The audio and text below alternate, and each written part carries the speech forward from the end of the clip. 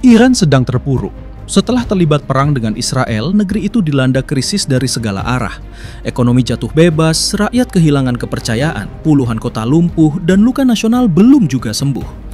Namun di tengah reruntuhan ini, sesuatu yang tidak terlihat oleh dunia sedang terjadi. Sebuah kebangkitan yang tidak muncul di berita. Sebuah revolusi yang tidak membawa senjata. Siapa sangka, di negeri yang selama puluhan tahun memusuhi kekristenan, jutaan orang justru mulai mencari Kristus, diam-diam dengan risiko penjara dan kematian. Mereka memilih untuk percaya, mereka tinggalkan Islam dan mengikut Yesus. Bukan karena bujukan, bukan karena tekanan, tapi karena mereka sendiri mengalami perjumpaan yang mengubah segalanya.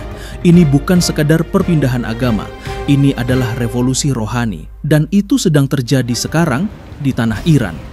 Setelah revolusi Islam tahun 1979, Iran berubah menjadi negara teokrasi, diatur sepenuhnya oleh hukum syariah dan para ulama.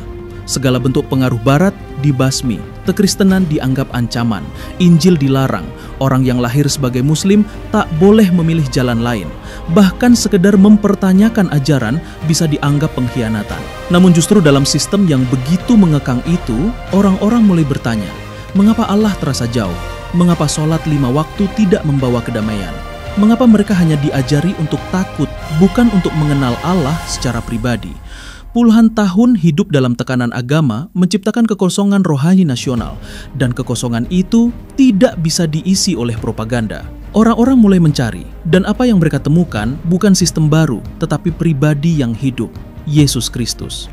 Karena gereja resmi dilarang menerima orang yang berpindah dari Islam dan Alkitab dalam bahasa Persia dilarang beredar, para pencari kebenaran membentuk komunitas rahasia.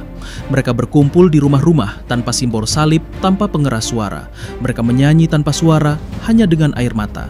Dan mereka menyebutnya gereja. Inilah yang disebut sebagai gereja bawah tanah, dan saat ini diperkirakan ada lebih dari 1 juta orang percaya di Iran, kebanyakan berasal dari latar belakang Islam. Pertumbuhan ini tak terjadi karena misionaris asing atau iklan gereja, melainkan karena satu hal, Yesus sendiri yang menjumpai mereka. Di rumah-rumah tersembunyi dan penjara-penjara yang gelap, Injil terus diberitakan dari mulut ke mulut. Perempuan, pemuda, bahkan mantan pejabat, semua dilibatkan oleh Roh Kudus. Bagi mereka, iman bukan tradisi, tapi pilihan hidup dan mati. Dan disinilah kisah-kisah menakjubkan itu dimulai. Pertobatan demi pertobatan terjadi secara diam-diam di seluruh Iran. Seorang pemuda yang kecewa karena tidak pernah merasa dekat dengan Allah, mulai membaca Injil diam-diam di kamarnya. Seorang ibu rumah tangga yang kesepian melihat Yesus datang dalam mimpi dan menyebut namanya. Seorang remaja yang mendengar siaran radio Kristen menangis karena untuk pertama kalinya ia merasa dikasihi oleh Tuhan, bukan diancam. Semua cerita ini memiliki satu benang merah, kerinduan akan Allah yang hidup. Dan dalam Kristus, mereka tidak hanya menemukan jawaban, tetapi perjumpaan. Bukan hanya dari Iran, kisah seperti ini juga datang dari dunia Islam lainnya. Seperti Muhammad, seorang pria asal Yaman, ia pergi ke Mekah, ke pusat ibadah Islam, berharap bisa menemukan Allah. Tapi justru di depan Ka'bah, ia sadar, ini semua buatan manusia. Sekembalinya, ia menyembunyikan kepercayaannya selama bertahun-tahun. Sampai akhirnya di pengungsian Eropa, ia bertemu orang Kristen, belajar Injil, dan untuk pertama kalinya merasa Tuhan berbicara langsung ke dalam hatinya. Ia memberi hidupnya kepada Kristus dan berkata, "Saya kehilangan keluargaku, tapi saya menemukan Tuhan yang mengasihiku tanpa syarat." Namun tidak semua bisa melarikan diri. Sebagian tetap tinggal di Iran dan membayar harga yang lebih mahal. Salah satunya adalah Kolonel Hamid Porman. Ia bukan orang biasa, seorang perwira tinggi militer Iran, setia pada negara dan Islam. Namun jauh di lubuk hatinya, ia tahu ada kehampaan. Doa 5 waktu tidak menjawab kegelisahan jiwanya. Hingga satu malam, ia bermimpi bertemu dengan Yesus. Dalam mimpinya, Yesus hanya berkata, "Ikutlah aku." Sejak saat itu hidup Hamid berubah. Ia membaca Injil secara diam-diam. Ia dibaptis secara rahasia. Ia mulai memimpin gereja rumah kecil. Semua itu sambil tetap menjabat sebagai kolonel aktif. Tapi akhirnya rahasianya terbongkar. Ia ditangkap, disidang karena pindah iman, dan dijatuhi hukuman penjara. Pangkatnya dicopot, rumahnya disita, dan keluarganya diusir dari perumahan militer. Anaknya dipukuli di sekolah karena disebut anak Kristen kotor. Namun Hamid tidak menyangkal imannya. Ia berkata, Saya bukan lagi seorang kolonel, saya adalah anak Tuhan, dan Yesus tetap layak diikuti. Di dalam penjara Evin, tempat paling ditakuti di Iran, ia tetap menginjil, bahkan membaptis sesama tahanan. Dan dari sana, iman itu menyebar lagi. Di Iran, menjadi Kristen bukan hanya soal iman. Itu adalah keputusan yang bisa mengubah dan menghancurkan seluruh hidup seseorang. Orang-orang yang memilih mengikut Kristus dari latar belakang Islam akan langsung dicap sebagai pengkhianat agama. Dan dalam budaya serta hukum syariah Iran, itu bisa berarti penjara, pengasingan, atau kematian.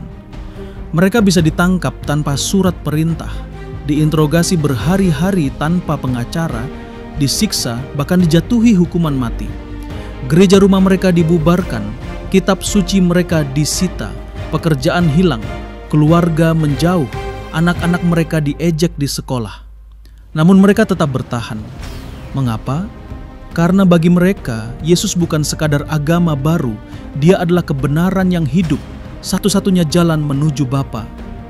Pertanyaannya sekarang, mengapa begitu banyak orang Iran di tengah ancaman penjara, pengucilan, bahkan kematian tetap memilih Yesus? Jawabannya sederhana, tapi juga dalam. Karena dalam Yesus, mereka menemukan sesuatu yang tidak pernah mereka temukan sebelumnya.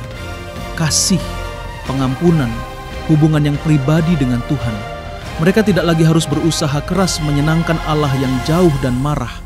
Sebaliknya, mereka berjumpa dengan pribadi yang berkata, "Datanglah kepadaku, semua yang letih, lesu, dan berbeban berat, dan aku akan memberi kelegaan." Matius 11 ayat 28. Bagi banyak dari mereka, Islam hanyalah aturan dan ketakutan. Tapi kekristenan, itu adalah kebenaran yang memulihkan, yang menjawab mereka saat menangis, yang mengubah hati mereka, bukan hanya pikiran. Seorang Kristen dari latar belakang Islam berkata, "Dulu saya takut pada Tuhan, sekarang saya dikasihi oleh-Nya."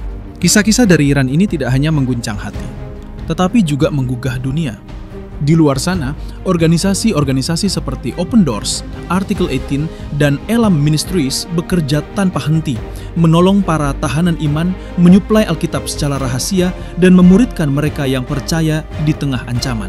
Dan suara mereka terus memanggil, "Doakan kami, bukan agar penderitaan kami hilang, tapi agar kami tetap setia." Firman Tuhan berkata, jika satu anggota menderita, semua anggota turut menderita. 1 Korintus 12 ayat 26. Mereka bukan hanya orang Kristen di negeri asing, mereka adalah tubuh Kristus, saudara-saudari kita. Dan setiap kali kita berdoa bagi mereka, kita tidak sedang mengasihani mereka, kita sedang berdiri bersama mereka. Apa yang terjadi di Iran hari ini bukan sekadar statistik, bukan sekadar berita rohani, tapi tanda bahwa Tuhan sedang bekerja di tempat yang paling tidak kita duga. Dalam penjara, dalam mimpi, dalam rumah-rumah yang gelap, Injil sedang menyala. Dan tidak ada kekuatan di dunia ini, tidak juga rezim, pengadilan, atau ancaman maut yang bisa menghentikannya. Yesus berkata, "Aku akan mendirikan jemaatku, dan alam maut tidak akan menguasainya." Matius 16 ayat 18. Gereja bawah tanah di Iran adalah bukti dari janji itu.